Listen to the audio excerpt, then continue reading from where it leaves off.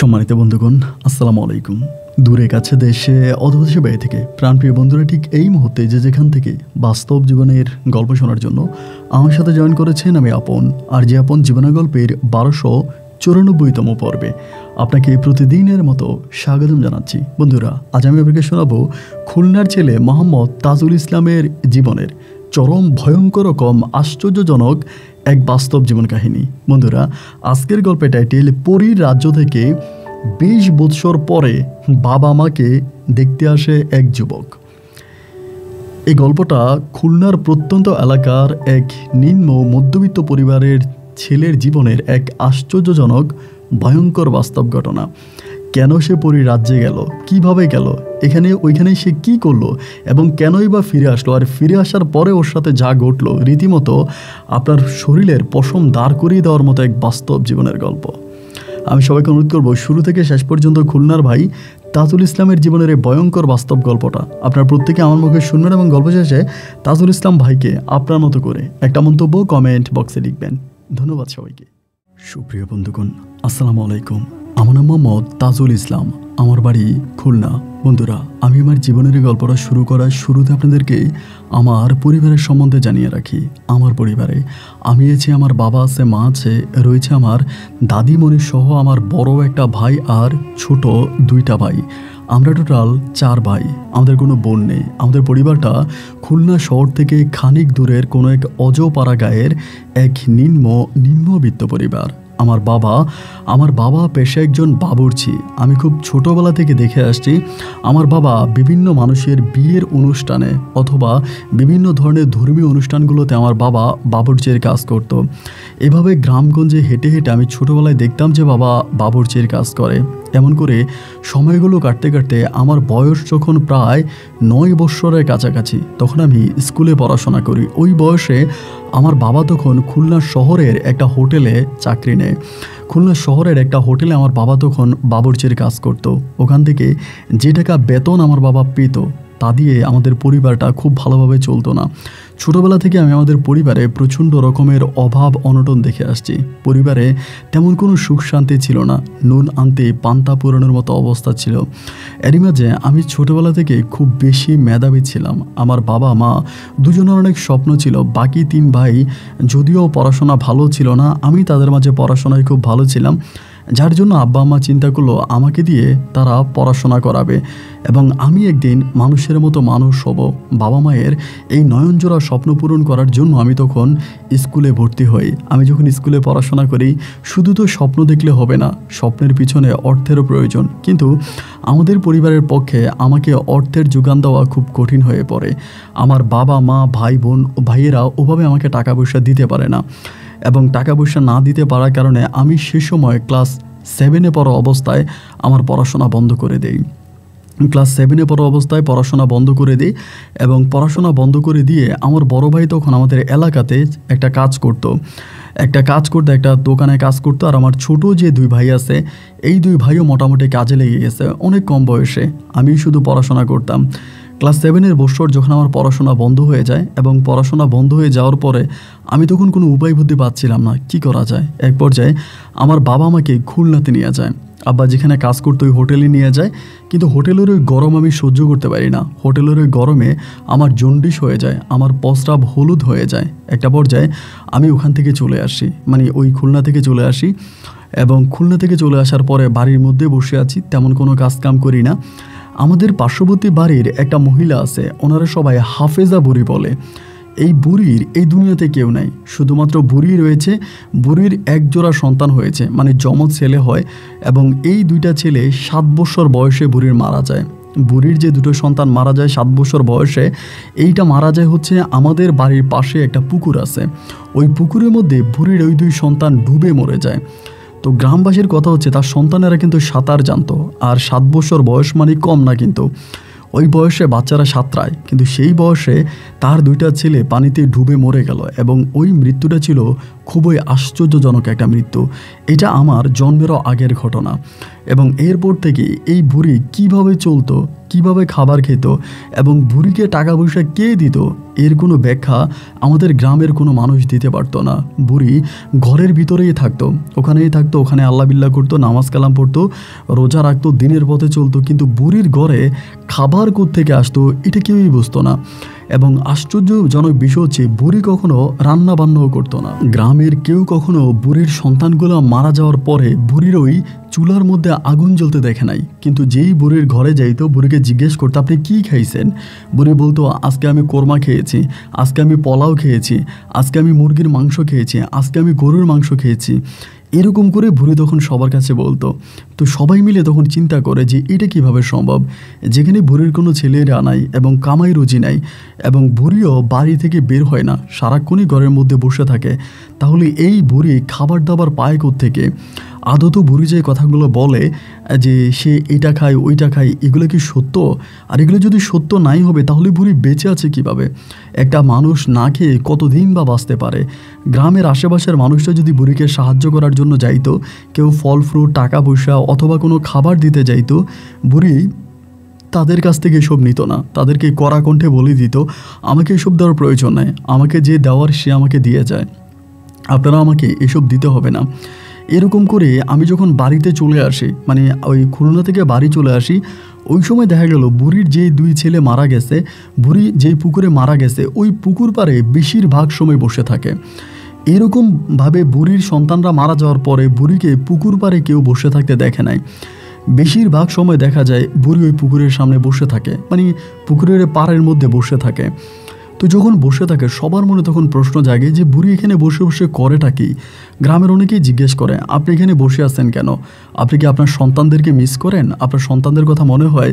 বুড়ি বলে আমার সন্তানরা মরে গেছে আজকে এত বৎসর, তাদের কথা মনে হবে কি করে?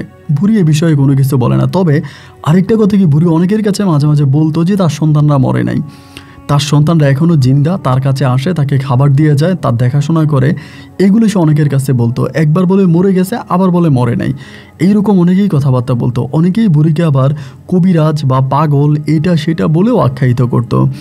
বুড়ি তখন করতো কি, ওই পুকুর পাড়ে বসে থাকতো এবং আমি অনেক দিন ধরে দেখতাম যে ওখানে বসে আছে। আমার মাঝে তখন অনেকটা খারাপ লাগতো যে উনি ওখানে বসে আছে, মানে কেন বসে আছে, মানে কি কারণে বসে থাকে। আমরা ওনাকে দাদি বলে ডাকি। তো একদিন হলো কি, আসরের নামাজের পরে আমি মসজিদে গেছিলাম, নামাজ পড়ছিলাম এবং নামাজ পড়ে তখন আসতেছি, দেখি উনি পুকুর পাড়ে বসে আছে। তো কেউ কিন্তু ওনার সাথে কথা বলার সাহস পায় না, ওনার কাছে খুব বেশি একটা সচরাচর কেউ যায় না। আমি সেদিন করলাম কি, একটু একটু করে ওনার কাছে গেলাম, ওনার কাছে গিয়ে ওনারে সালাম দিলাম, আসসালামু আলাইকুম। এবং সালাম দেওয়ার পরে তিনি আমার দিকে ফিরে তাকালো এবং একটা মুচকি হাসি দিয়ে বলল বস। আমি তখন বসলাম, বসার পর আমারে বলে তাজুল কেমন আছিস? আমি বললাম হ্যাঁ দাদি ভালো আছি, আপনি ভালো আছেন? বলে হ্যাঁ আলহামদুলিল্লাহ ভালো আছি। আমি বললাম দাদি আপনি আজকে কি দিয়া ভাত খাইছেন? উনি বলে আজকে বোয়াল মাছ দিয়া ভাত খাইছি রে। আমি বললাম আপনি বোয়াল মাছ দিয়া ভাত খাইছেন? গ্রামের সবাই বলে আপনি নাকি মিথ্যা কথা বলেন, এটা কেমন কথা? উনি বলে গ্রামের মানুষ কি বলে এটা আমার দেখার বিষয় না, এটা আমি জানতে চাই না। আচ্ছা তুই যে তোর বাবার কাছে গেছিলি কাজ করার জন্য, ওখান থেকে চলে আসলি কেন? আমি বললাম আমার পচটা ভুল দেওয়া হয়ে যায়, আমার কিছু ভালো লাগে না, আমার অনেক খারাপ লাগে, আমার অসুখ হয়ে যায়, আমি গরম সহ্য করতে পারি না, এই জন্য চলে আসছি। পরে আমাকে বলে তাজুল কাজ করে বড় হইতে হবে, কাজ করতে হবে, কাজের মাঝে কষ্ট, কাজ করলেই কষ্ট পেতে হবে এবং কষ্ট করে কাজ করে নিজেকে একদিন পরিবর্তন করতে হবে। এগুলো বলে উনি সেদিন আমার সাথে অনেকক্ষণ ধরে কথাবার্তা বলল, মাগরিবের আজান পর্যন্ত কথা বললো। মাগরিবের আজানের পরে উনি ঘরের ভিতর চলে গেল। আমি যখন বাড়িতে এসে আমার মার এই বিষয়গুলো বললাম, আমার মা বিশ্বাসই করে না। আমার দাদি আমাকে বলে খবরদার নেক্সট টাইম ওই বুড়ির কাছে যাবি না, ওই হাফেজা বুড়ির কাছে যাবি না, ওই বুড়ি অনেক খারাপ, তোরে মেরে ফেলবে। এই বুড়ির সাথে জিন আছে, ভূত আছে এবং জিন ভূতেরা বুড়িকে ধরে রাখছে, বুড়ি তোরে মেরে ফেলবে, ওখানে যাবি না। কিন্তু সেদিন বুড়ির কথাগুলো না আমার খুব ভালো লাগছে, অনেক ভালো লাগছে। এরপরে দেখা গেল আমি যখন আবারও এর পরের দিনে ঠিক একইভাবে আসরের নামাজ আদায় করে দেখি উনি পুকুর পাড়ে বসে আছে। আমি বারবার একটা কথা বলি, এই মহিলা কই খায়, কি খায় এটা কেউই জানে না, খাওয়া দাওয়া কোথায় করে। কিন্তু অনেকেই বলে ওনার ঘর থেকে অনেক সুস্বাদু খাবারের ঘ্রাণ অনেকেই পাইতো। যে আশেপাশ দিয়ে হাঁটার সময় ওনার ঘর থেকে অনেক সুস্বাদু মাংসের গন্ধ, এটার গন্ধ ওইটার গন্ধ অনেকের নাকে আসতো। অনেকের মনে প্রশ্ন জাগতো যে খাবারগুলো বুড়ি মানে কোত্থেকে আনে, খায় কীভাবে। একইভাবে তখন সময়গুলো কাটতেছে এবং 1 দিন 2 দিন 3 দিন করে সময়গুলো কাটতে কাটতে আমি প্রায় প্রত্যেক দিনই বিকেলবেলা ওনার সাথে ওখানে বসে বসে গল্পগুজব করি। এবং গল্পগুজব করতে করতে একদিন হলো উনি আমারে বলে আচ্ছা তাজুল, গরুর মাংস তুই পছন্দ করিস? আমারে বলে। আমি বললাম হ্যাঁ দাদি পছন্দ করি। বলে গরুর মাংস খাবি? আমি বললাম খাওয়াবেন আপনি আমারে? বলে হ্যাঁ খাওয়াবো, তুই খাবি? আমি বললাম হ্যাঁ খাবো। বলে তাহলে মাগরিবের নামাজ পড়ে আমার বাড়িতে চলে আসবি, কিন্তু খবরদার কাউরে বলতে পারবি না, এটা কাউকে জানাতে পারবি না। আমার সাথে কিন্তু ওনার একটা ভালো সম্পর্ক হয়ে গেছে এবং এই বয়স পর্যন্ত ওনার আমাদের গ্রামের অন্য কোনো মানুষের সাথে এরকম একটা ভালো সম্পর্ক হয়নি। আমার সাথে যেরকম একটা মিষ্টি মধুর সম্পর্ক হয়ে গেছে, উনি আমার কথা শুনে আমি ওনার কথা শুনি, আমাদের একটা ভালো লাগার একটা সম্পর্ক, কিন্তু এরকমভাবে ওনার সাথে আমাদের গ্রামের অন্য কারো কিন্তু এরকম সম্পর্ক হয়নি। আমাকে বলে তুই মসজিদে যা, মাগরিবের নামাজ পড়ে আসে মানে ডিরেক্টলি আমার ঘরে চলে আসবে। ভাই আমি জানি না আপনি কতটুকু বিশ্বাস করবেন, আমি মাগরিবের নামাজটা আদায় করে ওনার ঘরে এসে যখন দরজাটা খুলে ভিতরে বসলাম, আমার কাছে মনে হলো যে রাজারা যেভাবে খাওয়া দাওয়া করে না, একদম রাজকীয়ভাবে অনেক বড় একটা ডিশ, খাবারের ডিশ, এবং খাবারের ওই ডিশের মানে আপনার গরুর মাংস দেওয়া, এমনভাবে পোলাও দেওয়া, মানে মনে হচ্ছে যে একদম রাজাকে যেরকমভাবে খাবার পরিবেশন করা হয় এইভাবে বুড়ির সামনে কেউ খাবার দিয়ে গেছে এবং একবারে গরম, মানে খাবার থেকে আপনার ধোঁয়া বেরোচ্ছে এইরকম একটা অবস্থা। এবং খাবারগুলো দেখে মনে হচ্ছে এই খাবারগুলো অনেক সুস্বাদু হবে, খাবারের কালারটা অনেক সুন্দর। আমার বলে তাজুল খাবি? আমি বললাম হ্যাঁ খাবো। বলে খা। আমার মনে হয় আমার জীবনে কোনোদিন, আমার বাবা তো বাবুর্চির কাজ করে, আমি যখন খুলনায় যাইতাম অনেক খাইতাম বাবার হোটেলে, মানে বাবা যে হোটেলে কাজ করে ওই হোটেলে, আবার অনেক সময় বাবা আমাদের জন্য বাড়িতে খাবার নিয়ে আসতো। কিন্তু ভাই আপনি বিশ্বাস করেন আমার জীবনে আমি কোনোদিনও এত মজাদার খাবার খাই নাই, এবং সেদিন ওই খাবার মনে হয় যেন আমার জিহ্বার মধ্যে লেগে আছে। আমি ওদিন অনেক খাবার খাই এবং খাবার খাওয়া দাওয়ার পরে, এবং আমি সেদিন বললাম, দাদি আমারে বলে তুই কিন্তু কাউরে কিন্তু বলবি না, ঠিক আছে? আমি বললাম আচ্ছা আমি বলবো না। খাওয়া দাওয়া করি সেদিন ওনার ঘর থেকে আমি চলে আসি। এরপর থেকে প্রায় সময় উনি আমাকে খাওয়াইতো, ওনার ঘরে নিয়ে খাওয়াইতো, এবং আমি যেখানে বসে আছি ওইখানের মধ্যে উনি আমাকে আঙুর দিত, মনে হয় এইমাত্র গাছ থেকে ছিঁড়ে আনছে আঙুর, আপেল, কমলা সহ বিভিন্ন ধরনের ফল আমাকে দিত। এখন এই ফল উনি কোত্থেকে আনে এর কোনো সঠিক ব্যাখ্যা আমার কাছেও নাই, গ্রামের কোনো মানুষের কাছেও নাই। তখন কিন্তু আমি ছোট না, প্রায় অনেকটাই বড়। এরকম করতে করতে আমি দাদির সাথে কথা বলি, এবং কথা বলতে বলতে তিনি আমাকে অলৌকিক অনেক বিষয় নিয়ে আমার সাথে আলোচনা করে, মানে অলৌকিক মানে ভয়ঙ্কর অনেক বিষয় নিয়ে আমার সাথে আলোচনা করে, অনেক কথাবার্তা বলে। এমন করতে করতে ওনার সাথে আমি যখন ওখানে বসে থাকতাম, ওই আপনার মানে পুকুরের সামনে বসে থাকতাম, উনি আমাকে মাঝে মাঝে এমন কিছু জিনিস দেখাইতো যেটার বর্ণনা আমি আপনাকে দিয়ে শেষ করতে পারবো না। মাঝে মাঝে আমি দেখতাম যে পুকুর থেকে জোড়া সাপ এরকম পেঁচিয়ে একটা আরেকটাকে পেঁচিয়ে উপরের দিকে উঠে আবারও টপাত করে পড়ে। বিকেলবেলা পুকুরের আশেপাশে অনেকেই কিন্তু কাজ করে, অনেকেই হাঁটতেছে, এইটা ওইটা করতেছে, বাট এটা কিন্তু কেউই দেখে না, এটা কারো চোখেই পড়ে না, শুধুমাত্র আমি দেখি আর দাদি দেখে। আবার মাঝে মাঝে দেখি কি জানেন, 2টা রাজহাঁস একভাবে নিচ থেকে উঠে একটা আরেকটার গলার মধ্যে জড়াজড়ি করে, ঘুরাঘুরি করে, আবার ডুব দিয়ে চলে যায়। আবার দেখি এক জোড়া শাপলা উঠে। মানে এইরকম অলৌকিক জিনিসগুলো আমি দেখতাম, এবং দেখার পরে আমি এগুলো অনেকের কাছে বলতাম, মানে আমার বাড়িতে এসে বলতাম যে আমি এরকম দেখছি, এটা দেখছি, ওইটা দেখছি। আমার মা তখন বলতো তুই ভুরির কাছে যাবি না, এই ভুরির কাছে যাইস না, এবং ভুরির কাছে গেলে ভুরি তোরে এটা করবে ওইটা করবে, এরকমভাবে আমাকে বলতো। বাট আমি না বুঝতাম না যে আসলে আমার সাথে কী হচ্ছে বা কেন হচ্ছে, এরকমভাবে আমি এগুলো বুঝতাম না। এবং ওই সময়তে বেশিরভাগ সময় আমি ভুরির সাথে পুকুর পাড়ে বসে থাকতাম। এমন করতে করতে একদিন রাতের বেলায় আমি ঘুমিয়ে আছি, এবং রাতের বেলায় বলতে ফজরের কিছুক্ষণ আগ মুহূর্তে হঠাৎ করে বুড়ির ঘর থেকে এমন দারুণ সুগন্ধি বের হচ্ছে। মানে ফজরের সময় তো অনেক ঘুম থেকে উঠে না, আজানের পরে অনেকেই তখন ঘুম থেকে উঠছে, আমি উঠছি, মানে এরকম দারুণ গ্রান, এরকম সুগ্রান বুড়ির ঘর থেকে বেরোইছে যে এইরকম গ্রান মনে হয় গ্রামের আশেপাশে কেউ কোনোদিনও পায় নাই। এবং ওই গ্রামের সবাই তখন ঘর থেকে উঠে দৌড়ে বুড়ির ঘরের আশেপাশে যায়, গিয়ে সবাই দাঁড়ায় আছে, মনে হয় ঘরের ভিতর থেকে এরকম দারুণ ঘ্রাণ বেরোচ্ছে। এবং ঘরের বাইরে থেকে সবাই তখন বুড়িরে বলতেছে যে হাফেজা, ও হাফেজা, হাফেজা বুড়ি দরজা খোলো, দরজা খোলো। সবাই তখন বুড়িকে দরজা খুলতে বলে, কিন্তু ভিতর থেকে বুড়ি আর দরজা খোলে না। বুড়ি দরজা খোলে না এবং একটা পর্যায়ে সবাই দরজা ধাক্কা দিল। এবং দরজা যখন ধাক্কা দিল, ভাই দরজা ধাক্কা দেওয়ার পরে দেখলো যে বুড়ি খাটের মধ্যে একটা নতুন কাপড় পরে শুয়ে আছে। মানে নতুন একটা কাপড় মুখ পর্যন্ত ঢাকা এরকম পরে শুয়ে আছে, খুবই নতুন, মনে হলো এই মাত্র কিনে আনছে। এমতো অবস্থার ভিতরে সবাই তখন বুড়ি যখন কাপড়টা মুখে দিয়ে আছে, মুখের দিকে কাপড়টা সরালো, দেখলো বুড়ি চোখ বন্ধ করে আছে। সবাই তখন বুড়িকে ডাক দিল, উঠানোর চেষ্টা করলো, কিন্তু 2-3 বার ডাক দেওয়ার পরে বুড়ির ওখান থেকে কোনো শব্দ বের হলো না। গ্রামবাসী তখন বুঝে গেল যে বুড়ি আসলে মারা গেছে।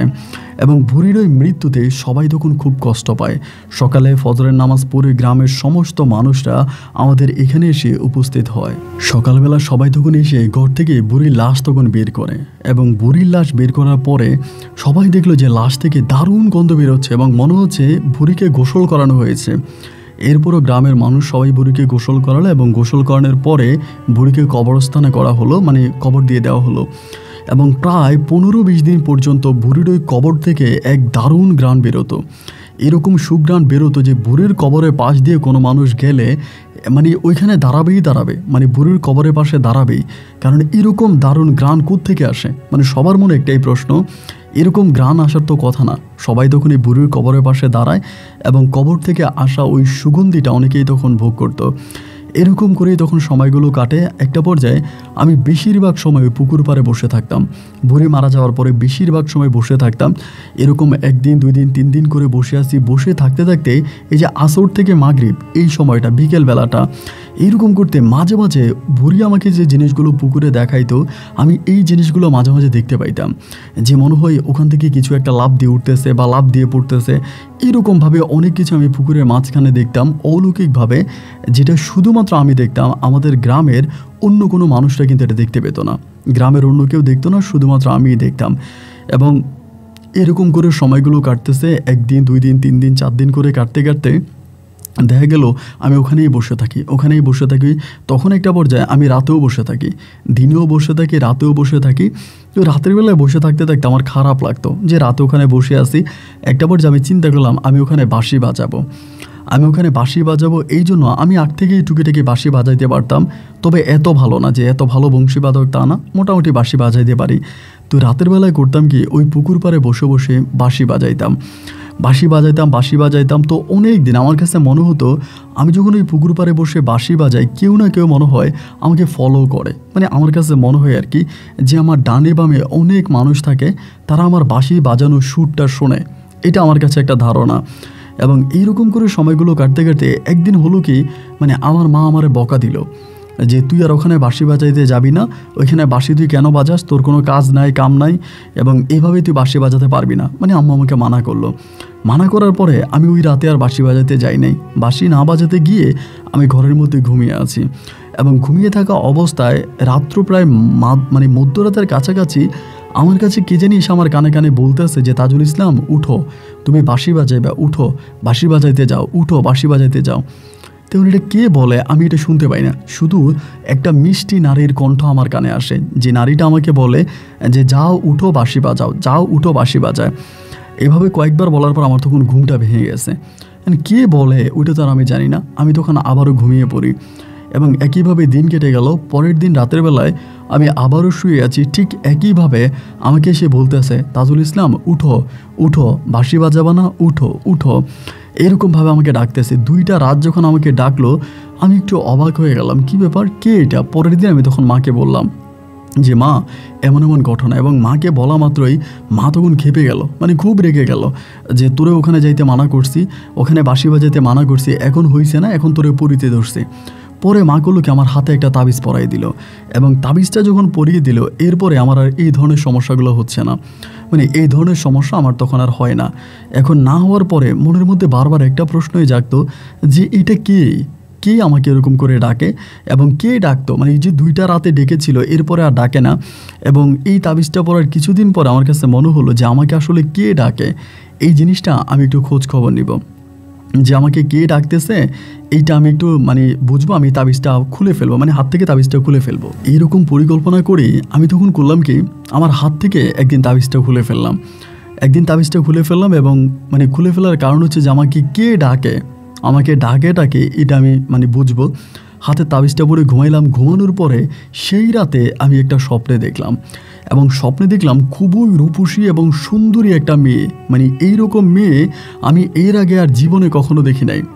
এইরকম সুন্দরী একটা মেয়ে মানে আমাকে সে ডাকতেছে স্বপ্নের মধ্যে, তাজুল ইসলাম উঠো উঠো, স্বপ্নের মধ্যে ডাকতেছে। আমি তার এই স্বপ্নের মধ্যে বলতেছি আপনি কে? ও বলে ওর নাম বলে যে আমার নাম হাজেরা খাতুন, উঠো উঠো, তুমি বাঁশি বাজাবা, আমি তোমার বাঁশির সুর শুনবো, উঠো। এরকম করে কয়েকটা ডাক দেওয়ার পর আমার তখন ঘুমটা ভেঙে যায়, এবং ভেঙে যাওয়ার পরে আমি সেই রাতে তখন এই রাতের বেলায় বাঁশি নিয়ে বাঁশি বাজাই। সকালবেলা মা আমাকে খুব বকাঝকা করে, তোরে তো বলছিলাম বাঁশি বাজাবি না, তুই বাঁশি বাজাচ্ছিস, মানে বাঁশি বাজাইলি কেন বাঁশি বাজাইলি?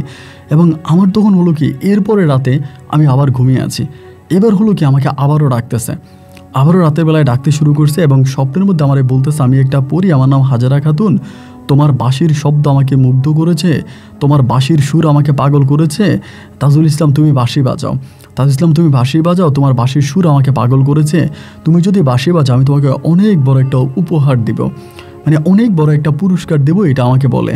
তো এরপরে হলো কি, আমি এরপরে প্রায় প্রতি রাতে ওখানে বাঁশি বাজাইতে যাইতাম। তো বাঁশি বাজে 1 দিন 2 দিন 3 দিন, আমাকে যে বলছে একটা পুরস্কার দিবে, এখন পুরস্কারটা কি দিবে এটা তো আর জানি না, কিন্তু আমি ওখানে বাঁশি বাজাই। এরকম করতে করতে মা তখন একটা সময় আমার উপরে খুব খেপে যায়, মানে অনেক রেগে যায় যে আমি মায়ের কোনো নিষেধ মানি না, মায়ের কোনো কথা শুনি না, আমি পুকুর পাড়ে বাঁশি বাজাই। এবার আম্মা আমাকে জোর করে হাতে আবারও তাবিজ পরায় দেয়। আমি কিন্তু কোনো পুরস্কার পাই না, বাঁশি বাজানো বন্ধ করলে স্বপ্নটা দেখি, এবং আর যদি বাঁশি বাজায় তাহলে স্বপ্ন দেখি না, কিন্তু কোনো পুরস্কার কিছুই পেলাম না। এইভাবে কয়েকটা দিন কেটে যাওয়ার পরে মা তখন তাবিজ পরাই দিল, এবং তাবিজ পরাইয়া আব্বারে বললো তুমি তাজুল্লের সাথে করে নিয়ে যাও, কারণ ও যদি এখানে থাকে তাহলে আমি মানে পারবো না, ওর দ্বারা আমার হবে না, ও আমার কথা শোনে না, ওরে তুমি এখান থেকে নিয়ে যাও, এই কথা আমাকে বলে। তা আব্বা তখন আমার ওইখান থেকে নিয়ে আসে, মানে বাড়ি থেকে নিয়ে আসার পরে আব্বার হোটেলে নেয় না। আব্বা তখন করলো কি, আব্বার হোটেলের থেকে মোটামুটি একটু দূরে একটা জায়গা, বট গাছের নিচে একটা লোকে মিষ্টি বানায় বেচত, মানে মিষ্টি কারিগর ছিল আর কি, যেটাকে বলে জিলাপি বানায় বেচত। আমার আব্বা তখন আমারে করলো কি, ওই জিলাপি দোকানে চাকরি দিল, যে তুই জিলাপি দোকানে তুই চাকরি করবি, এখানে আমাকে চাকরি দিল। কিন্তু অবাক বিষয় হচ্ছে, ওই জিলাপি দোকানে যেদিন থেকে আমার চাকরি দিল, আমি যেদিন থেকে চাকরি করতে শুরু করি, ওই দিন থেকে ওই জিলাপি দোকানদারের ব্যবসা অনেক কমে যায়। মানে ওনার আগে যেরকম আয় উন্নতি হতো, লাভ হতো ব্যবসার মধ্যে, বাট এটা অনেক অংশ কমে যায়, মানে ব্যবসা অনেক কমে যায়, কাস্টমার কমে যায়। ওই দোকান আমাকে বলে তোর কাস্টমার কমে যায় কেন? একদিন উনি আমাকে বলে তোর হাতের মধ্যে এটাকে, আমি বললাম তাবিজ, বলে তাবিজ খুলে ফেল, তুই এখানে আসলে পরে আমার কাস্টমার কমে যায়, তাবিজটা খুলে ফেল। এবং এইটা বলার পরে আমি একদিন হাতে তাবিজটা খুলে ফেলি। উনি যখন আমাকে বলে, কারণ ওনার দোকানে কাজ করে, ওনার কথা আমাকে মানতেই হবে, ওনার কথা মতো আমি তখন হাত থেকে আমার ওই হাতের ওই তাবিজটা খুলে ফেলি। হাতের তাবিজটা যখন আমি খুলে ফেলি, এবং ওই তাবিজটা খুলে ফেলার পরে ওনার দোকানে আবারও আগের মতো কাস্টমার আসতেছে, কাস্টমার হচ্ছে, মানে অবাক করা বিষয়, মানে খুবই অবাক করা বিষয় যে এই দোকানে তো কাস্টমার হয় না, কাস্টমার আসে না, এবং অনেক ধরনের কথাবার্তা উনি আমাকে বলতো। তাবিজ খুলে ফেলার পরে এইভাবে কাস্টমার কোত্থেকে আসতে শুরু করলো, হুর করে কাস্টমার আসতেছে, মানে অবাক করা একটা বিষয়। যাই হোক, কাস্টমার আসতেছে, আমিও মালামাল বিক্রি করতেছি, মানে জিলাপি বিক্রি করতেছি। আমি তখন আর তাবিজ পড়ি না, কিন্তু তাবিজ না পড়ার কারণেও কিন্তু আমি ওই পরীটাকে আর স্বপ্নে দেখি না, মানে হাজরা খাতুন ওই পরীটাকে আমি আর স্বপ্নে দেখি না। তো স্বপ্নে না দেখার কারণে আমি ওখানেই জিলাপি বিক্রি করি। এভাবে বেশ কয়েকদিন কেটে যাওয়ার পরে একদিন হলো কি, উনি আসে নাই, বৃষ্টির সময় ছিল, গুড়ি বৃষ্টি পড়তেছে, বৃষ্টির সময় উনি আসে নাই, এবং উনি না আসার পরে আমি একাই আসছি। ওই সময় কিন্তু আমি কারিগর হয়ে যাই, মানে মিষ্টি বানাইতে পারি, জিলাপি বানাইতে পারি, এবং খুব ভালো জিলাপি আমি তখন বানাই। তো তখন উনি আসেন, আমি একাই তখন দোকান খুলে খামির দিলাম। খামির দেওয়ার পরে জিলাপির জন্য রেডি করতেছি, আমি চুলা জানাইলাম, জিলাপি বানাইতেছি। তো কাস্টমার আসে না, অনেকক্ষণ ধরে বসে আছি, কোনো কাস্টমার নাই, আসলে চারদিকে ঘুরি বৃষ্টি পড়তেছে, তো এই জন্য মানুষ আর খুব বেশি একটা রাস্তাঘাটে নাই।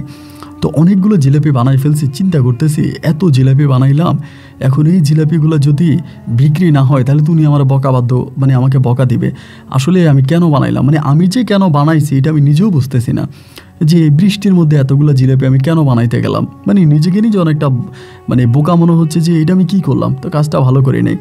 তাই দোকান বন্ধ করে দেবো, রাত্র প্রায় 10:30 মতো বাজে, তখন একেবারে মুষলধারে বৃষ্টি, বৃষ্টি যে নামছে, প্রচুর বৃষ্টি।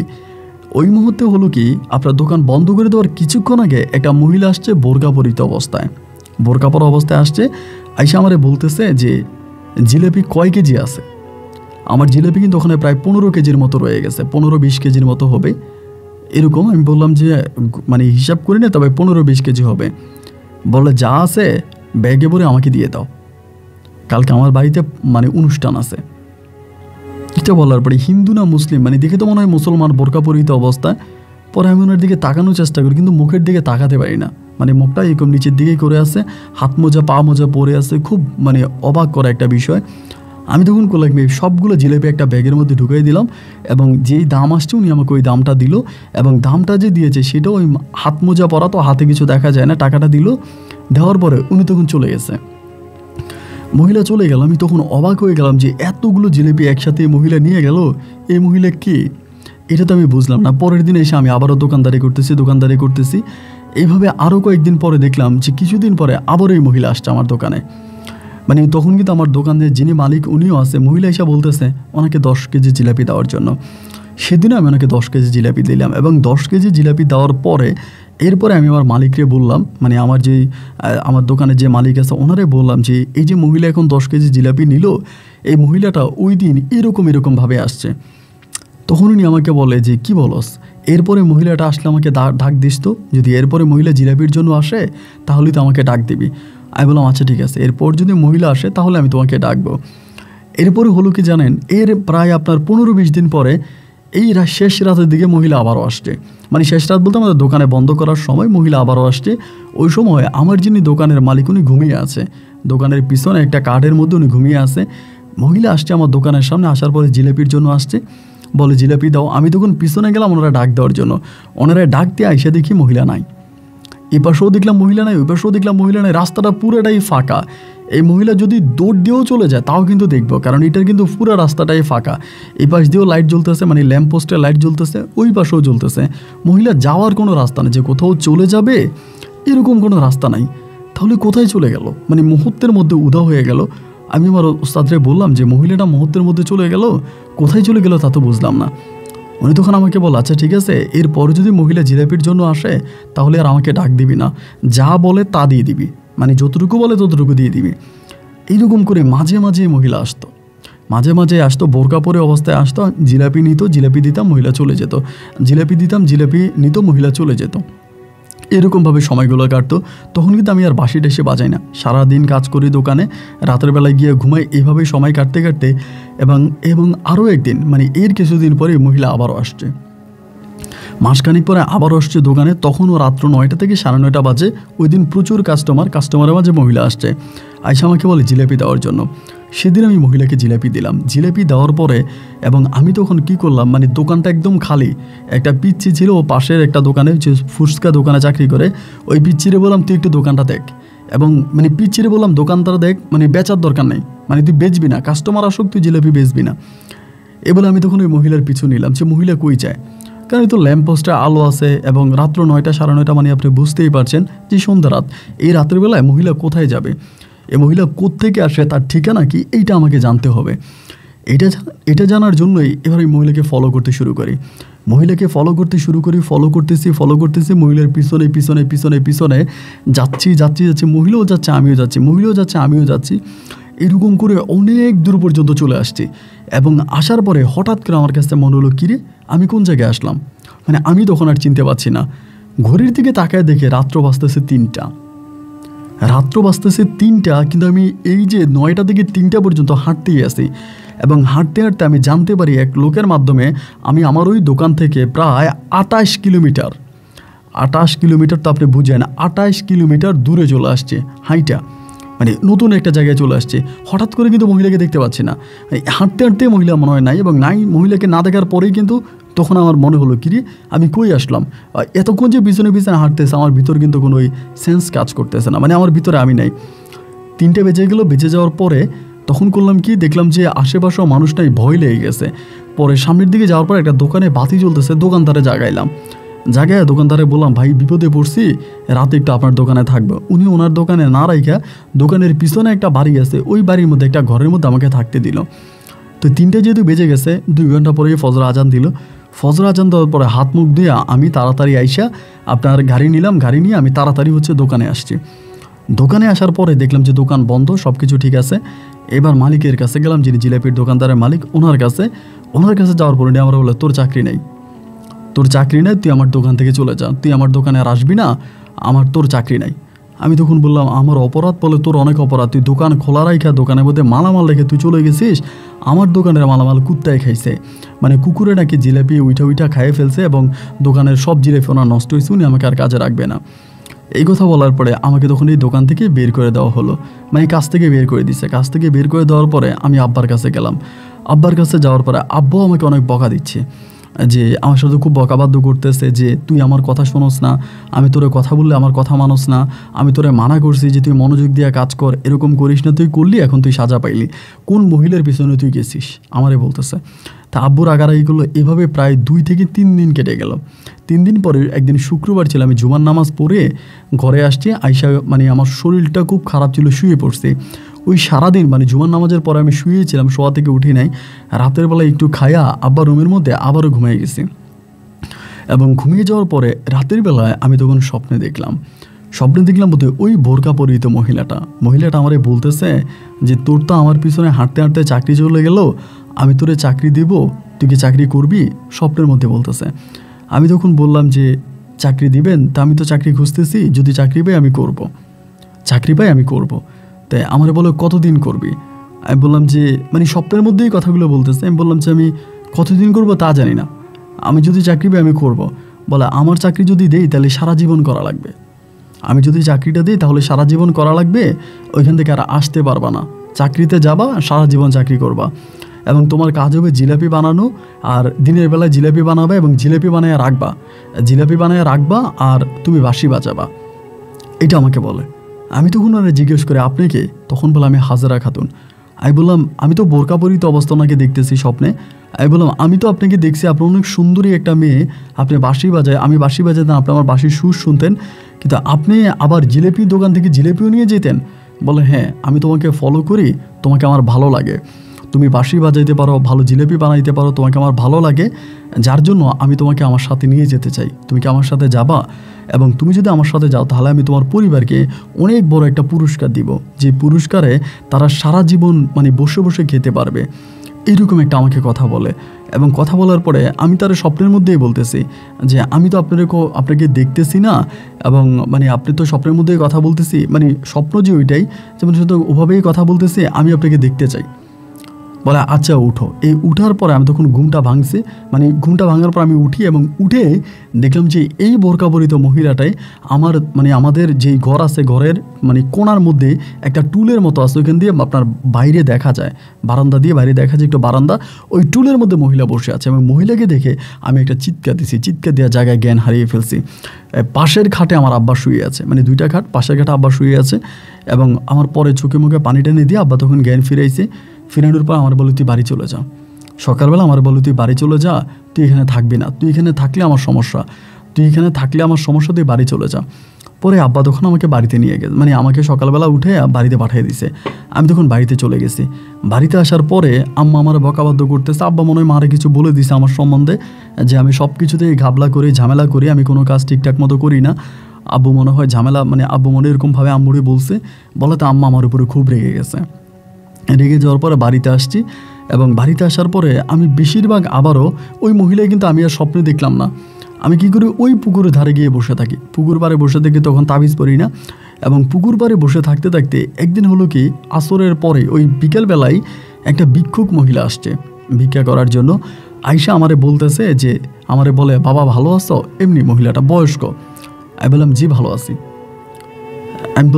আছি। আসরের নামাজের পরে কিন্তু রাত্রেবেলা না, দিনের বেলায়। আমি বললাম জি ভালো আছি। পরে বলে যে তাজুলদের বাড়িটা কোনটা, আমারে বলে। আমি মহিলার দিকে তাকাইলাম, বয়স্ক মহিলা। আমি বললাম যে তাজুলদের বাড়ি তো এটাই। পরে বললাম আমি একটু তাজুলের সাথে কথা বলবো। কিরে এই বৃদ্ধ মহিলা কোত্থেকে আসছে, আমার বলে তাজুলের সাথে কথা বলে। আমি বললাম আপনি তাজুলকে চিনেন? বলে না। আপনি কখনো দেখছেন? বলে না। তাই বললাম তাজুলের কাছে কেন আসছেন? বলে ওর সাথে আমার একটু কথা আছে। আমি বললাম কী কথা, আপনার বাড়ি কই? তা আমাদের ওই বিটি একটা গ্রামের নাম বললো। তাই আমি বললাম যে আমি আর কথা বাড়াইলাম না, বাড়িয়ে বললাম দেখেন আমি তাজুল, আপনি আমার কাছে বলেন। পরে বলে বাবা একটু বসি, এমনি বলে। আমি বললাম জি বসেন। বলে তুমি কি আমাকে দেখে ভয় পাচ্ছ? এমনিই বলে। আস্তে আস্তে মহিলার কথার ধরন চেঞ্জ হচ্ছে। আমি বললাম না তো, আপনাকে দেখে ভয় পাবো কেন? ভয় পাওয়ার কী আছে? আপনি একজন ভিক্ষুক মানুষ, ভিক্ষা করতে যাচ্ছেন, আপনাকে দেখে আমি ভয় পাবো কেন? বলে ভয় পাও নাই তো? আমি বললাম যে না। বলে একটা আমার মুখে মুখে একটা দোয়া পড়বা, এটা আমাকে বলে। আমি তখন বললাম যে কী দোয়া? বলে পড়ো। তখন মহিলা আমাকে একটা দোয়া দোয়া বলে দেয়, খুব ছোট্ট একটা দোয়া, 3-4 অক্ষরের একটা দোয়া। আমাকে বলে এই দোয়াটা পড়ো। আমি বললাম যে আচ্ছা ঠিক আছে। মহিলা যখন আমাকে দোয়াটা পড়তে বললাম, আমি তখন দোয়াটা পড়লাম। এবং দোয়াটা পড়ার পরে জাস্ট দোয়াটা পড়ার পরে আমার ভিতরে মনে হলো যে অন্য কিছু একটা আমার ভিতরে ঢুকে গেছে। আমি অনেকটা সাহস সঞ্চয় করে ফেলছি, অনেক সাহসী মনে হচ্ছে, কনফিডেন্স লাইক এরকমটা আমার কাছে মনে হচ্ছে। পরে মহিলা আমাকে বলে তোমার কি ভয় লাগে? আমি বললাম যে না। বলে তুমি একটু এদিকে আসো তো। পরে মহিলার সামনে মুখটা নিলাম। মহিলা আমার বুকের মধ্যে 2টা ফু দিল। ফু দিয়ে বলতেছে যে আমি হাজেরা খাতুন। এটা বলার পরে আমি মহিলার মুখের দিকে তাকিয়ে আসতে বললাম হাজেরা খাতুন? বলে তুমি যাকে স্বপ্নে দেখছো, যার কাছে জিলাপি বিক্রি করছো, যাকে বাঁশি বাজায় শোনাইছো, আমি সে হাজেরা খাতুন। আমি তখন ভয় পাই নাই, টোটালি আমার মনে কোনো ভয় কাজ করতেছে না। আমি বললাম আপনি এখানে কেন আসছেন? বলে আমি তোমাকে নিয়ে যেতে চাই, আমি তোমাকে আমার কাছে নিয়ে যেতে চাই, আমি তোমাকে আমার কাছে রাখবো, তোমাকে আমার খুব ভালো লেগেছে এবং তুমি জিলাপি বানাবা এবং তুমি এটা করবা, তুমি ওইটা করবা, আমার সাথে তুমি যাবা আমার সাথে? আমি বললাম যে না, আমি যাব না। কেন যাবে না? আমি বললাম আমি আপনার কোথায় নিয়ে যাবেন? আমি তো আপনাকে চিনি না, আর গেলে আমার পরিশেষে কী হবে যদি আমি মারা যাই? পরে বলে না আমি তোমাকে মারবো না, আমি তোমাকে মারবো না, তবে আমার একটা শর্ত আছে, আমার সাথে গেলে তুমি আবার কখনই ওখান থেকে ফিরে আসতে পারবে না। আমার সাথে থাকতে হবে, আমাদের সাথে থাকতে হবে এবং আমাদের মাঝেই থাকতে হবে, ওইখান থেকে কখনো ফিরে আসা যাবে না। আমি তখন বললাম যে আমি যদি আপনার সাথে যাই আপনি আমাকে কী দিবেন? ওই মুহূর্তে মহিলা তার ব্যাগ থেকে তার যে থলি ছিল, থলি থেকে একটা কাঠি, আপনারা হয়তো অনেকেই চিনবেন যে গ্রামের বাড়িতে ডাল ডাল ঘুটার জন্য যেরকম একটা কাঠি ব্যবহার করে না, ওই রকম একটা ঝলঝল করা একটা স্বর্ণের কাঠি মহিলা তখন বের করলো। বলে এটা আমি তোমাকে দিব। আমি বললাম তো আমাদের পরিবারে কিন্তু তখনও অনেক অভাব, আমাদের পরিবারে কিন্তু শান্তি নাই। আমার বড় ভাইয়া বিয়ে করছে, বিয়ে করার পরে পরিবারে প্রচণ্ড অভাব, বাপ মা খাওয়ার পায় না, আব্বা তো আগের মতো কাজ করতে পারে না, কাজ করতে গেলে আব্বার কাশি হয়, বমি হয়, আব্বা অনেক অসুস্থ, মাও অনেক অসুস্থ। এদিকে ভাইয়া আমার মায়েরও খুব বেশি একটা দেখে না। প্রয়োজন হঠাৎ করে মাথায় আসলো যে এটা যদি আমার পরিবারকে দিই তাহলে আমার আব্বা একটা হোটেল দিতে পারবে, আমার পরিবারটা পাল্টে যাবে, আমার জীবনের বিনিময়ে যদি আমার গোটা পরিবারটা পাল্টে যায় তাহলে তো আমার কোনো সমস্যা নাই। আমি তখন বললাম যে আচ্ছা ঠিক আছে, কিন্তু আপনি কালকে আসেন, আমি আপনাদের কালকে বলবো, আজকে আমি চলে যাই। মহিলা আমাকে বলে আমি চলে যাব, তবে তোমার একটা কথা বলে যাই, তুমি যদি এই যে আমার সাথে এতক্ষণ ধরে তোমার কথাবার্তা হলো, যে তুমি যে এতক্ষণ ধরে আমার সাথে কথাবার্তা বললা, এটা কিন্তু খবরদার তুমি তোমার আম্মাকে কিছু বলতে পারবে না বা তোমার কাউকেই কিছু বলতে পারবে না, যদি বলো তোমার বড় ধরনের ক্ষতি হয়ে যাবে। আমি বললাম আচ্ছা ঠিক আছে, আমি কাউরে বলবো না। এই বলে মহিলা তখন আমার পিছন থেকে উঠে হেঁটে চলে গেল। এবং মহিলা হেঁটে চলে যাওয়ার পরে মনে হয় 1-2 মিনিট পরে আমার শরীরে একটা অন্যরকম সেন্স আসছে, আমার মনে হয় শরীরটা আমার এতক্ষণ অপেশ ছিল, যেটাকে বলে সেন্স ছিল না আমার শরীরে। হঠাৎ করে মনে হয় সেন্স ফিরে আসে এবং তাকেই দেখি আমাদের গ্রামেরই একটা ছেলে আমার পাশে বসে আছে। আর আমি বললাম কিরে তুই কখন আসলি? বলে ভাই আপনার মা যে বলে আপনার সাথে জিন আছে, কথাটা আসলেই সত্যি। ও আমারে বলে মহিলা যে জায়গায় বসে আছে ও একই জায়গায় বসে আছে। আমি বললাম যে আমার বলে আমি তো আধা ঘন্টা ধরে এখানে বসে আছি, আপনি তো কোনো কথাই বলেন না, আপনার গায়ে ধাক্কা পর্যন্ত দিলাম, আপনি তাও চুপচাপ ওখানে বসে আছেন ওই পুকুরের দিকে তাকায়, পুকুরের মধ্যে কি দেখেন? আমি বললাম তুই কি এতক্ষণ আমার সাথে কাউরে দেখছিলি? বলে না, কারে দেখবো? আমি বলি তোর জায়গায় অন্য কেউ বসেছিল? বলে না, আমার জায়গায় কি, আমার জায়গায় তো আমি বসেছিলাম। আর আপনি কি বলেন, আপনি কি আসলেই পাগল হয়ে গেছেন? আমি বললাম আচ্ছা ঠিক আছে।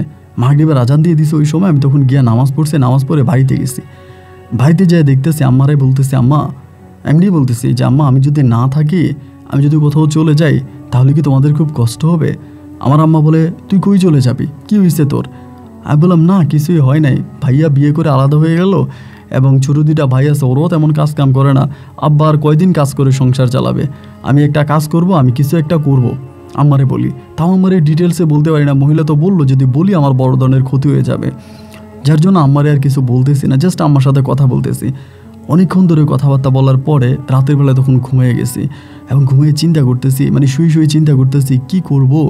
আমার যে মহিলা বলল মহিলার সাথে যাব এবং গেলে কি আমি জীবিত ফিরে আসতে পারবো, আমাকে কোথায় নিয়ে যাবে, কই নিয়ে যাবে তা আল্লাহ ভালো জানে। রাতের মধ্যে তখন শুয়ে গেছি এবং এই স্বপ্নের মধ্যে এই হাজারা খাতুনকে আমি আবারও দেখলাম। এসে আমাকে বলে, তাজুল ইসলাম তুমি কি যাবা? যদি তুমি যাও আমি তোমাকে নিয়ে যাব, তুমি কি যাবা? আমি বললাম জি আমি যাব। এই স্বপ্নের মধ্যেই বলতেছি জি আমি যাব। পরে বলতেছে তাহলে দরজা খুলে বেরো। আমি বললাম দরজা খুলে বেরোবো? বলে হ্যাঁ দরজা খুলে বেরো। পরে আমি দরজাটা খুলছি, ঘরের দরজা, মানে শোয়া থেকে উঠে গেছি স্বপ্নে দেখার পরে। উনি আমাকে বলে দিল দরজা খুলে বেরোয় পুকুর পাড়ে, মানে পুকুর ঘাটে যাওয়ার জন্য। আমি দরজা খুলে বের হয়েছি, দরজা খুলে বের হইয়া মানে শোয়া থেকে উঠছে, উঠে দরজা খুলে বের হয়ে পুকুর ঘাটে গেছি। মানে পুকুর ঘাটে যাওয়ার পরে আমার বলে একটা দোয়া, ওই যেটা আমাকে প্রথমে পড়তে বলছে ওই সেম দোয়াটাই আমাকে বলে এটা পড়ো। আমি এটা পড়ছি, পরে বলে যে তুমি পুকুরে ঝাঁপ দাও। ওনাকে কিন্তু আমি দেখি না, শুধু ওনার কথাগুলো শুনতেছে, ওনার কথাগুলো আমার কানে আসতেছে, কথাগুলো শুনতেছে। আমাকে বলে পুকুরে ঝাঁপ দাও। যখন পুকুরে ঝাঁপ দিতে বললো আমি তখন নির্দ্বিধায় পুকুরে ঝাঁপ দিলাম।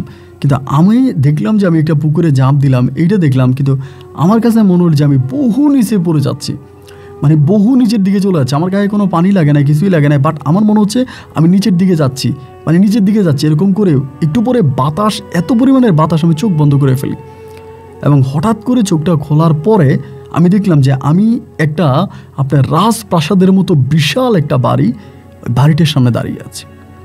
আমি হয়তো সব কিছু বলতে পারবো না, ওখানকার আমার নিষেধ আছে, যতটুকু বলা যায় আমি ঠিক ততটুকুই বলবো। পরে আমারে বলল একটা ওই মহিলা বলতে তখন একটা মেয়ে, আমি তার প্রথম যে রূপে দেখলাম সেম রূপে তারে আমি দেখলাম। আমার বলে ভিতরে আসো। আমি তখন ভিতরের দিকে গেলাম, যাওয়ার পরে যাওয়ার সময় দেখলাম অনেকগুলো নারী পুরুষ বসে আছে, কথা বলতেছে, গল্প করতেছে। বাট এই মানুষগুলো আমাদের মতো সাধারণ মানুষের মতো না। এই মানুষগুলো বিশাল লম্বা লম্বা এবং তাদের গায়ে জুব্বা পরা, মানে কেমন যেন একটু অন্যরকম, মানে আরব দেশের সৌদিয়ানরা ঠিক যেরকম হয় কিছুটা ওই রকম দেখতে। পরে উনি আমাকে একটা রুমে মানে অনেক হাঁটায় নিয়ে গেল, পিছনের দিকে নিয়ে বলতেছে এটা হচ্ছে রান্নাঘর, মানে এটা হচ্ছে রান্নাঘর, এখানে আমি জিলাপি ভাজবো, শুধু জিলাপি আর কিছু না। এখানে আমি জিলাপি ভাজবো এবং জিলাপি ভাজার পরে এই দিক দিয়ে মানে একটা জায়গা আছে অন্ধকারের মতো, জিলাপি ভাজবো, ভেজে এদিক দিয়ে ফেলে দিব। তো জিলাপি ভাজবো, এদিক দিয়ে ফেলে দিব এবং আমি এই থাকার জায়গা, মানে এই ঘরের পাশে আমার থাকার জায়গা, এটার মধ্যে আমি থাকবো এবং যেখানে আমি থাকবো এটার সামনে একটা বারান্দা আছে, বারান্দার মতো জায়গা, ওই বারান্দাতে গিয়ে আমি মাঝে মাঝে বাঁশি বাজাবো। তখন আমি বললাম যে এইটা কার বাড়ি? তখন কিন্তু আমি কিন্তু একজন সুস্থ সবল স্বাভাবিক মানুষ, আমার ভিতরে কিন্তু এরকম কোনো কিছুই নাই যে আমি ঘুমের মধ্যে আছি, স্বপ্নের মধ্যে আছি, অজ্ঞান অবস্থা আছি, এরকম কিন্তু না। একেবারে সুস্থ সবল স্বাভাবিক একটা মানুষই কিন্তু আমি তখন ওই জায়গার মধ্যে আছি। পরে আমার বলে যে তুমি এভাবে মানে জিলাপি ভাজবা, ভেজে এই দিক দিয়ে ফালাই দিবা, মানে ওই জায়গাটা অন্ধকার। আমি বলি যে ফালাই দিলে কই যাবে? বলে যেখানেই যাক তুমি ফালাই দিবা, এদিক দিয়ে ফালাই দিবে এবং ফালাই দেওয়ার পরে তুমি এই জায়গাটার মধ্যে আসবা এবং এসে তুমি এখানে ঘুমাবা এবং ঘুমানোর পরে তুমি আবার ওইখানে গেলে সমস্ত কিছুর বস্তা পাবা, মানে জিলাপি ভাজার জন্য যে চিনি বা এসব যে জিনিসগুলোর প্রয়োজনে এগুলো সবই এখানে পাবো। আমাকে বলছে কিন্তু সব এখানে পাবা, তো এটা থেকে তুমি বেরোতে পারবে না, এটার মধ্যেই থাকবা। এখানে আরেকটা কথা বলতে ভুলে গেছিলাম যে উনি আমাকে বলছে আমাকে নাকি একটা জিনিস দিয়ে আসছে, মানে আমি যে ওই ঝাঁপ দিলাম পুকুরে, আমার বলে তোমার বালিশের নিচে একটা জিনিস দিয়ে আসছিলাম এবং ওই জিনিসটা দিয়ে তোমার গোটা পরিবার অনেক সুখে থাকবে। আমি বললাম এটা কি? বলে ওই যে কাঠি, স্বর্ণের কাঠি। আমি বললাম এটা কে নিচ্ছে? বলে এটা তোমার মা নিয়ে গেছে। আমারে বলে তোমার মা নিয়ে গেছে, তারা এটা বিক্রি করে অনেক ভালো থাকবে, তুমি তোমার পরিবার নিয়ে চিন্তা করো না, তুমি তোমার মতো কাজ করো। তো তখন আমি চিন্তা করলাম তো আমার পরিবার ভালো আছে, আমার পরিবার সুখে শান্তিতে আছে, তাহলে আমার আর সমস্যা নাই। আমি ওখানে জিলাপি ভাজতাম, ভাই মনে মনে জিলাপি ভাজতাম সারা দিন রাত। কিন্তু অবাক করা বিষয় কি আমার কখনো গরম লাগতো না, মানে ঠান্ডাও লাগতো না, গরমও লাগতো না। এই যে আমি আগুনের কাছে বসে থাকতাম, আগুন জ্বালাইতাম, জিলাপি ভাজতাম, ভাজার পর আগুন নিবাইতাম, বারান্দায় যাইতাম, ওই রুমে যাইতাম, বারান্দায় গেলে আমি শুধু বাইরের দিকে আপনার খোলা মাঠ দেখতে পেতাম, মানে বিস্তৃত মাঠ। কিন্তু আমার ওই বাসাটা অনেক উঁচা একটা জায়গায় ছিল, যেরকম ধরেন আপনি 20 তলা 30 তলা একটা উঁচা জায়গায় যেরকম না, ওই রকম একটা জায়গা আমার বাসাটা।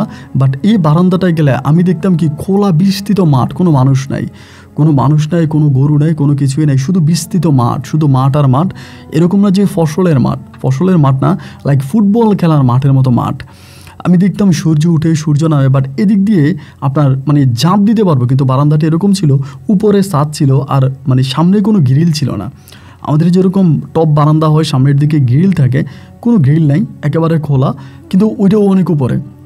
আমি শুধু এই রুম থেকে এই রুমে আসতে পারি, ওই রুম থেকে ওই রুমে যেতে পারি, অতটুকুই। এরপরে আমি কিছুই জানি না। তবে ওই মহিলা মাঝে মাঝে আসে, দরজাটা খুলে আসে, আবার দরজাটা ওই দিক থেকে লাগাই দিয়ে যায়, আমার দিক থেকে আমি দরজা লাগাইতে পারি না। তো এরকম করতে করতে আমার দাড়ি মোষ চুলটুর অনেক বড় হয়ে গেছে। তাই বড় হয়ে যাওয়ার পর আমি বললাম যে আমি তো এগুলো অনেক বড় হয়ে গেছে, আমার তো এগুলো অনেক ক্ষতি করতেছে, আমি ঠিকমতো থাকতে পারি না, আমি কি করব।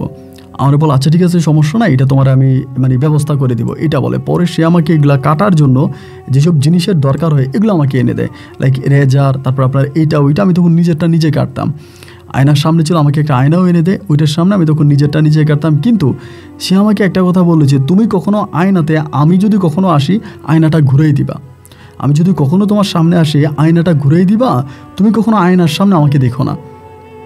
এই কথাটা কেন আমাকে বলে এটা আমি জানি না। তাই আমি বললাম যে আচ্ছা ঠিক আছে। উনি যখনই আসতো আমি আয়নার এখান থেকে সরেই ওনার সাথে কথা বলতাম। এইভাবে কত দিন যায়, কত মাস যায় আমি জানি না। একটা পর্যায়ে আমার বাইরেও যেতে পারি না, উনি যে দরজা দিয়ে ঢুকে আবার বেরিয়ে যায়, ওই দরজা কিন্তু আমার এখান থেকে খোলা যায় না, আমার এদিক দিয়ে খোলা যায় না, ওনার এদিক দিয়ে উনি লাগাই দিয়ে চলে যায়। কারণ কই যায় না যায় আমি জানি না। আমি জিলাপি বাঁচতেছি, যে অন্ধকারে আমি জিলাপি ঢাকি ওইখানে কিন্তু আমার কোনো আলো নাই।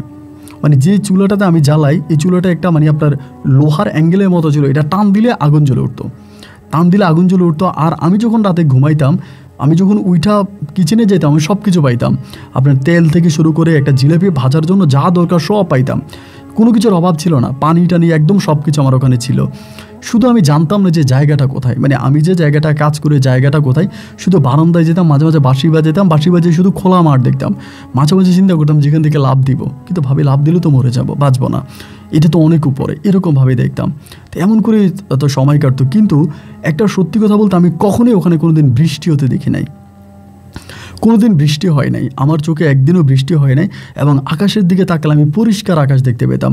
রাতে মানে আমাদের এখান থেকে রাতে যেরকম আকাশ দেখি ওই আকাশ, দিনের বেলা যেরকম আকাশ দেখি ওই রকম আকাশের কোনো পরিবর্তন নাই, একই রকমের আকাশ আমি দেখতে পেতাম। এরপরেও পরিবার পরিজনের সাথে পড়ে আসি, মানে ওনাদের সাথে পড়ে আসি, শুধু ওই মেয়েটাকেই দেখতাম, ও হাজারাকে দেখতাম, আসতো যাইতো, আমার সাথে কথাবার্তা বলতো, একটা মধুর সম্পর্ক, ভালো সম্পর্ক ওনার সাথে আমার। এরকম করতে করতে কত দিন, কত রাত, কত মাস, কত বছর চলে যায় তার কোনো হিসাব আমার নাই।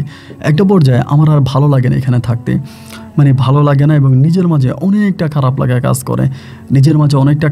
কাজ করে, মানে আমি আর মানে নিজেকে ধরে রাখতে পারতেছি না, মানে কেমন জানি আমার ভিতরে খুব অস্থিরতা কাজ করতেছে, ভীষণ অস্থির লাগতেছে, নিঃশ্বাস বন্ধ হয়ে আসতেছে, মানে আশেপাশে কাউরে দেখি না, কোনো মানুষ নাই, কেউ নেই। এই মাঝে মাঝে আসে, কথা বলে চলে যায়, রাতের বেলায় ঘুমাইলে সকালবেলা কিচেনের মধ্যে সব কিছু পড়ে আছে।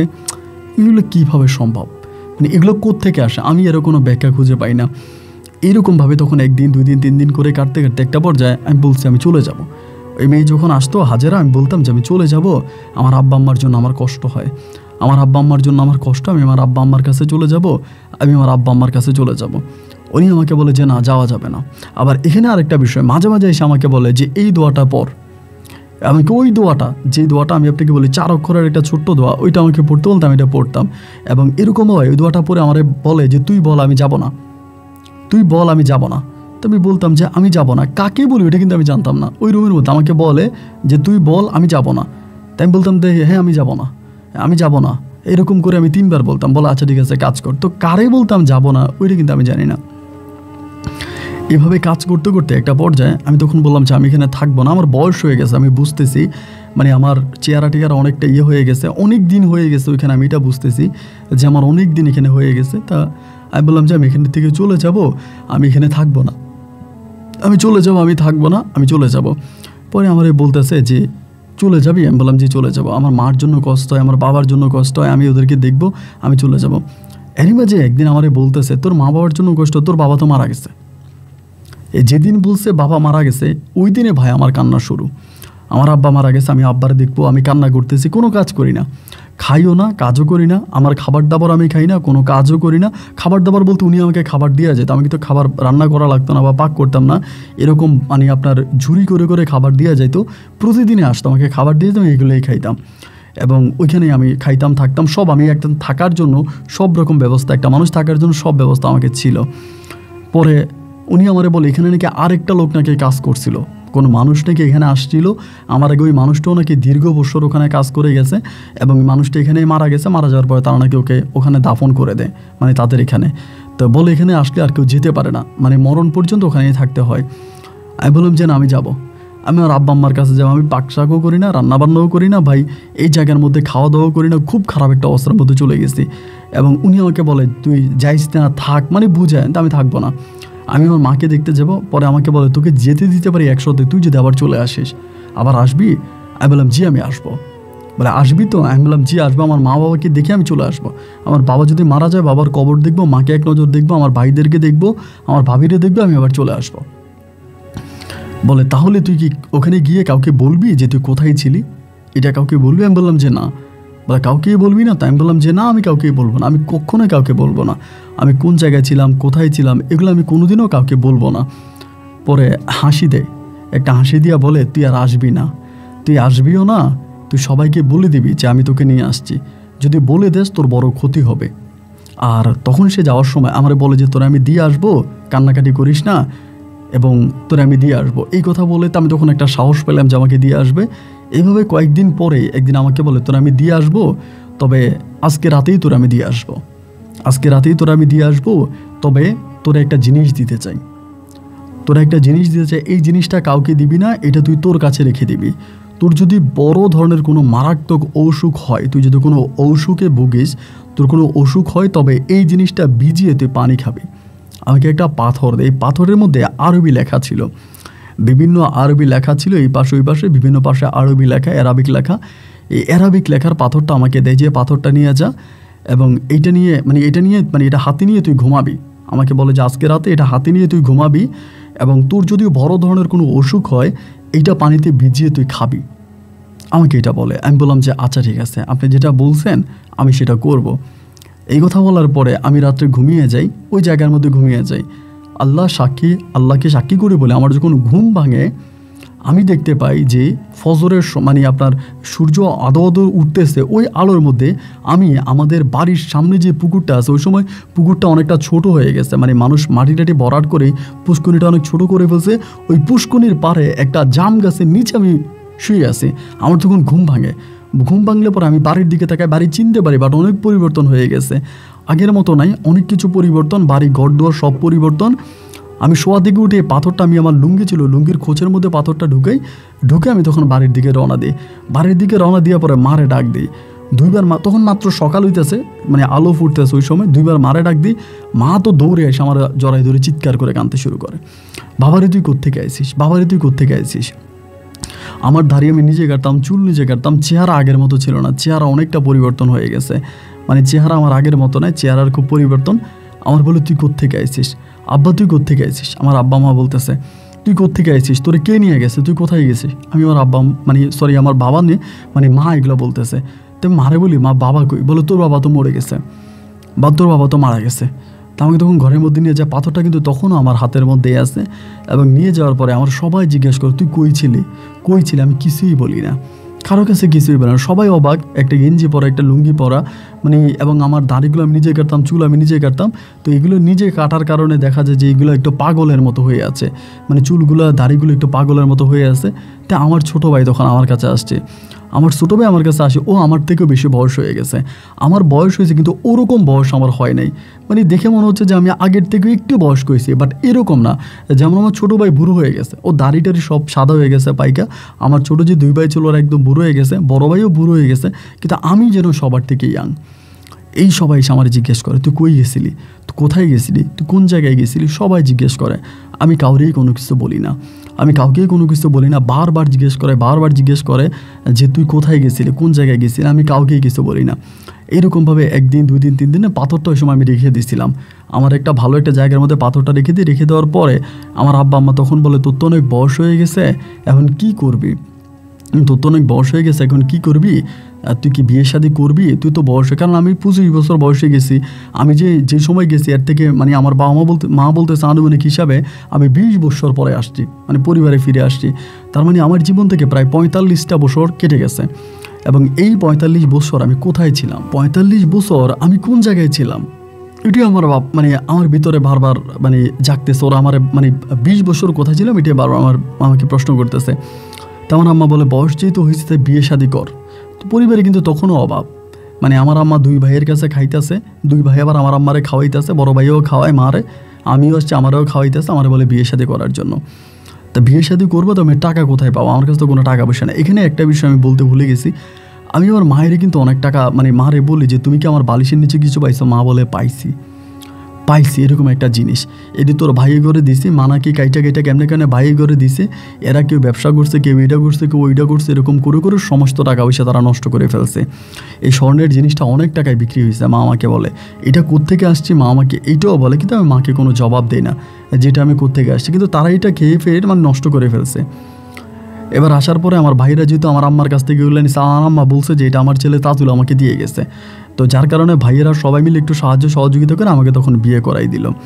তো বিয়ে করাইছে ইয়াং বয়সী একটা মেয়ে, লিপি নামের একটা মেয়েরা আমাকে তখন বিয়ে করাইছে। তো লিপিকে বিয়ে করানোর পরে আমি ওরে বিয়ে করছি, বিয়ে করার পরে ও আমাকে একই প্রশ্ন করে, আপনি 20 বছর কই ছিলেন, আপনি নাকি আপনার আম্মার স্বর্ণের কাঠি দিয়ে গেছিলেন, আপনি 20 বছর কই ছিলেন। আমি কিছুই বলি না, কারণ আমাকে তো বলা নিষেধ, আমি কিছুই বলি না। এরকম করতে করতে কিছুটা দিন পরে, মানে বিয়ে করার আপনার প্রায় 5 থেকে 6 মাস পরে আমার কিন্তু কোনো বাচ্চা কাচ্চা হয় না। কেন হয় না, বয়স্ক মানুষ। আর আরেকটা বিষয় কি, আমার ভিতরে যে শারীরিক একটা শক্তি, একটা যৌন শক্তি, এটা কিন্তু নাই, এটা পুরোপুরিভাবে নষ্ট হয়ে গেছে। এটা ওইখানে থাকা অবস্থায় নষ্ট হয়েছে। ওইখানে আমার আরও কিছু ঘটনা ঘটেছে যেগুলো আমার বলার নিষেধ আছে, যার কারণে আমি বলতে পারি নাই। যে এটুকুই বলে আমার যৌবন পরিপূর্ণভাবে নষ্ট হয়ে গেছে। এবং এইখানে আসার পরে আমার বউর সাথে আমি কোনো শারীরিক সম্পর্কও করতে পারি না। এই নিয়ে বউর সাথে প্রচুর ঝগড়া ঝাঁটে ঝামেলা। এবং এরকম হতে হতে একটা পর্যায়ে হলো কি, আমার বউ মানে কাশি দিলে কাশের সাথে রক্ত বেরোয়। এই আমার বিয়ে করা 6 মাস পরে কাশের সাথে রক্ত বেরোয়, বমি করলে রক্ত বেরোয়, মানে অবস্থা খুব খারাপ, অতিরিক্ত অবস্থা খারাপ। খারাপ হওয়ার পরে কী হয়েছে ওরা, আমি এটা বুঝি না। পরে করলাম কি, আমি ওরা ডাক্তার দেখাইলাম, অনেক ডাক্তারের কাছে নিয়ে গেলাম, ভাইরা টাকা পয়সা দিল, কিন্তু ডাক্তার দেখালাম কোনো লাভ হইল না। এবং হঠাৎ আমার একদিন ওই পাথরের কথাটা মনে পড়ছে। আমার যে ওই হাফেজরা বলছিল যে আমি যদি অসুস্থ হই, হাজেরা বলছেন আমি যদি অসুস্থ হই তাহলে আমি যেন পাথরটা ভিজিয়ে পানি খাই। তো এই কথাটা বলার পর আমি তখন কী করলাম, এই পাথরটা পানির মধ্যে ভিজাইলাম। ভিজানোর পর আপনি বিশ্বাস করবেন, মানে মানে পানির মধ্যে ভিজাইলাম, আমার কাছে মনে হয় পাথরটা ভিজানোর পরে পানিটা আরও পরিষ্কার হয়ে গেছে। এমনিতেও কলের পানি, মানে আমাদের যে টিপ কলের পানি ছিল এটা একটু ঘোলা ছিল, একটু ঘোলাটে। ওই ঘোলাটে পানির ভিতরে আমি যখন পাথরটা ঢেলে দিলাম, পাথরটা তখন একেবারেই পরিষ্কার, একদম পরিষ্কার। এত পরিষ্কার পাথর, আমি অবাক হয়ে গেলাম। আমি তখন করলাম কি, এই মানে পরিষ্কার পানিটা আমি আমার বউরে খাওয়াইলাম। ঠিক যেদিন ওরে খাওয়াইলাম, ওই আমারে বারবার বলে তুমি আমার কী খাওয়াইছো, পাথর ভিজে যে খাওয়াইছে। আমি বলি আমার কী খাওয়াইছে, মানে ওর পুরো ভিতর, মানে ওর মানে ভিতরে যা আছে সব কিছু শীতল ঠান্ডা হয়ে গেছে। এবং ওর এত ভালো লাগছে যে এইরকম পানি, এরকম সুস্বাদু বা এত মজাদার পানি ওর কোনোদিনও খায় নাই। আমারে বলে তুমি এটা কী খাই, মানে কি আমারে বলো কী দিছো, আমারে কি তুমি দিছো। আমি তখন বললাম যে দেখো যেটাই দিছি, যেটাই তুমি খাইছো না, ও আমারে ধরছে, এই তুমি কি আমারে খাওয়াইলা, কি পানি আমারে খাওয়াইলা, কেন আমার এত স্বাদ লাগলো, এই পানি তুমি কই পাইলা। মানে আমার 1 দিন 2 দিন 3 দিন করে ধরতে ধরতে একটা পর ওর অত্যাচার সহ্য করতে না পাইরা আমি তখন তারে বলে দিলাম যে এরকম আমি আমার একজন একটা পাথর দিছিল, ওই পাথরের পানিটা ভিজে আমি তোমারে খাওয়াইছি। এই কথা আমি ওরে বলছি। বলার পরে যাক এটা এখানে সমাধান। ও তখন ওর বাপের বাড়িতে গেল বেড়ানোর জন্য। প্রায় 5-6 দিনের মতো বাপের বাড়িতেও বেড়ে আসছে। আসার সময় ওর এক দাদাকে ওর সাথে করে নিয়ে আসছে। এবং ওই দাদার নাম ছিল আব্দুল খালেক ওর দাদা হয়। ওই দাদারেও সাথে করে নিয়ে আসছে। আসার পরে আমার দাদারে নিয়ে আসার পর আমারে বলতেছে যে ও বললো ওর দাদা, মানে আমারে বললো ওর দাদা, তো কেমন দাদা তো আমি জানি না, বয়স্ক লোক। আইসা আমারে বলে যে তুমি যে পাথরটা মানে পানি ভিজে আমারে দিছিল, ওই পাথরটা একটু দাও, আমি একটু আমার দাদারে দেখাবো। আমি বললাম না, এটা আমি কেন দিব, আমি এটা দেখাবো না। আমার বলে না, এটা একটু দেখাও যে তুমি এটা মানে একটু দেখাও, দেখাইলে কি হবে, একটু দেখাও না। আমি বললাম না, আমি এটা দেখাবো না, আর আমি তোমার ওরকম কোনো পাথর দিও না, মানে মিথ্যা বলতেছি। ওর দাদা তখন চলে গেল, মানে খালেক তখন চলে গেল। চলে যাবার পরেও আমার সাথে বারবার এটা নিয়ে ঝামেলা করতেছে।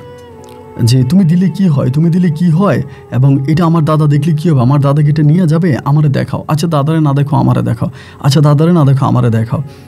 এইরকমভাবেও আমার সাথে এই ধমকা ধমকে ঝামেলা করতেছে দেখানোর জন্য। পরে একদিন হলো কি যে আচ্ছা ঠিক আছে আমি তোমারে দেখাবো।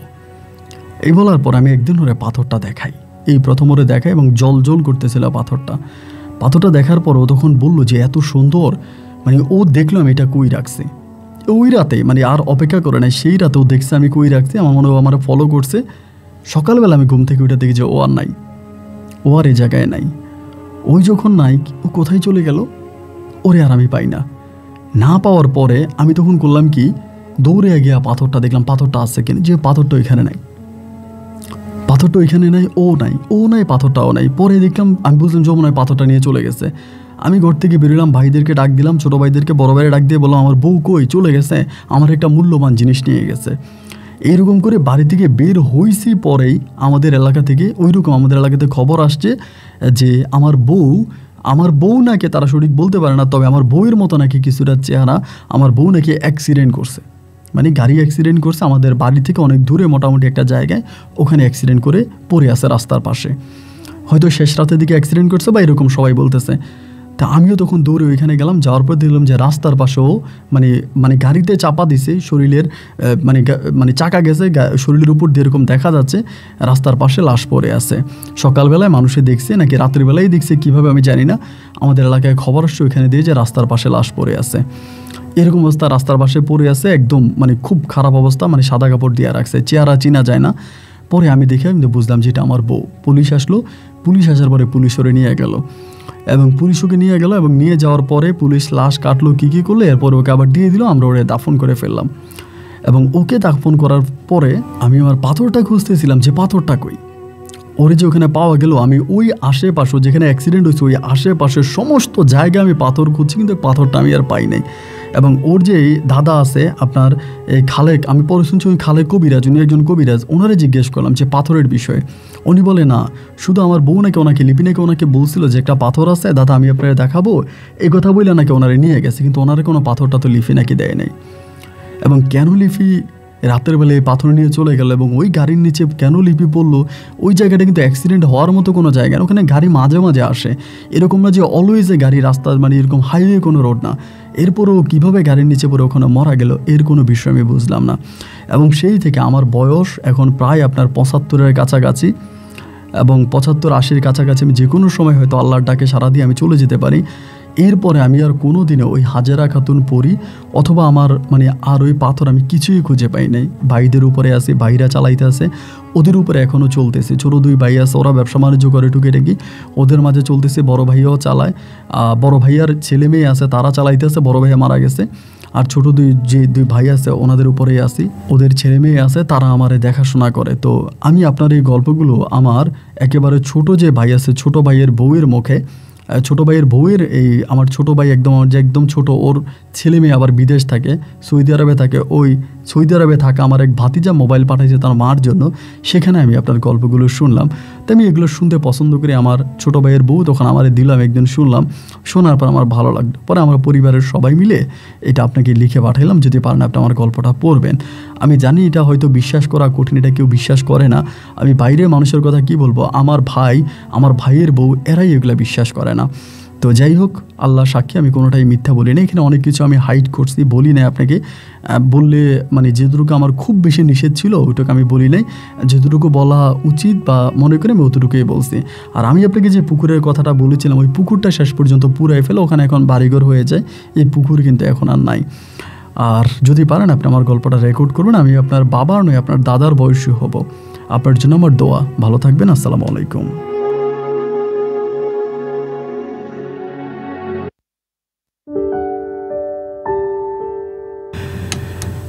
বন্ধুরা সবাইকে অনেক ধন্যবাদ এই পর্যন্ত আমার সাথে থেকে। খুলনার ভাই তাজুল ইসলাম, বয়স্ক একজন মানুষ, আমার দাদার বয়সে, ওনার 75 বা 80 হলে তো তিনি আমার দাদার মতোই বয়স্ক একজন মানুষ। ইনার গল্পটা আমাকে আসলে অবাক করে দিয়েছে। আমি এই ধরনের গল্পগুলো সত্যি কথা বলতে আসলে নিতে চাই না, নিতে চাই না বলতে আমার এই গল্পগুলো আমার নিজের কাছেই কেমন জানি আমার মাথার উপর দিয়ে যায়, আমার মাথার মধ্যে আসে এগুলি কীভাবে সম্ভব। এবং এইরকমও গল্প পাই যে আমি সাপ গলায় দিয়ে বললে আপনি বিশ্বাস করেন না, এই গল্পেই হয়তো আপনার বিশ্বাস করতে কষ্ট হচ্ছে। 20 বৎসর, একদিন দুই দিন নয়, 20টা বৎসর উনি ওখানে শুধু জিলাপি বানিয়েছে।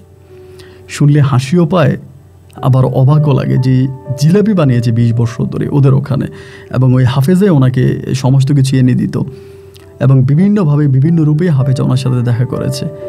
যাই হোক, আসলে আল্লাহই ভালো জানে, আমার কাছে একটু অলৌকিক লেগেছে, অবাক লেগেছে, যার জন্য গল্পটা রেকর্ড করেছি। এই গল্প নিয়ে যদি আপনার কোনো ব্যক্তিগত মতামত থাকে কমেন্ট বক্সে লিখবেন। আর যেখানে বিদায়, দেখা হবে অন্য দিন অন্য কারো বাস্তব জীবনের গল্প নিয়ে। আল্লাহ হাফিজ অ্যান্ড আসসালামু আলাইকুম।